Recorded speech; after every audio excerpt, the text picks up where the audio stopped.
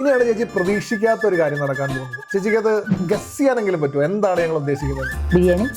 ചേച്ചി എവിടെ പരിപാടി തീരുമെന്ന് ആഗ്രഹിക്കുന്നു അവിടെയാണ് നമ്മുടെ പരിപാടിയുടെ തുടക്കം. ചേച്ചിയോട് സംസാരിക്കാൻ വേണ്ടി ഞങ്ങൾ രണ്ടുപേരും മാത്രമല്ല, ചേച്ചിയുടെ അഭ്യുതകാംക്ഷികൾ ഒത്തിരി പേര്. അനീഷ് ചാക്കോ.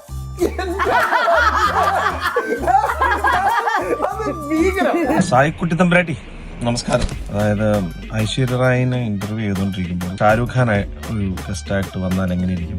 എന്തായാലും ഞാൻ ഒരു ചോദ്യത്തിലേക്ക് കിടക്കാം. അമ്മ എന്ന സംഘടന പ്രസിഡന്റ് ആകുകയാണെങ്കിൽ എന്തൊക്കെയായിരിക്കും കൊണ്ടുവരാൻ സാധ്യതയുള്ള ഒരു തീരുമാനം? ആകെ ഒരു കാര്യം പറ്റുമെങ്കിൽ ചെയ്യാൻ ആഗ്രഹിക്കുന്നത്, ശരിക്കും ഇഫക്റ്റീവ് ആയിട്ടുള്ള ഒരു ഗ്രൂപ്പ് പുതുതായിട്ട് മൈഗ്രേറ്റ് ചെയ്ത് വരുന്ന സ്റ്റുഡൻസിനും ഫാമിലീസിനും ശരിക്കും വോളണ്ടറി ആയിട്ട് വർക്ക് ചെയ്യാൻ പറ്റുന്ന ഒരു ടീം ഉണ്ടാവുക. ഏത് രാജ്യത്തു നിന്നാണോ ഇങ്ങോട്ട് മൈഗ്രേറ്റ് ചെയ്യാൻ നോക്കുന്നത് അവിടെ നിന്ന് മുതൽ ആ ഹെൽപ്പ് വേണമെന്ന് എനിക്ക് തോന്നുന്നു അല്ലേ.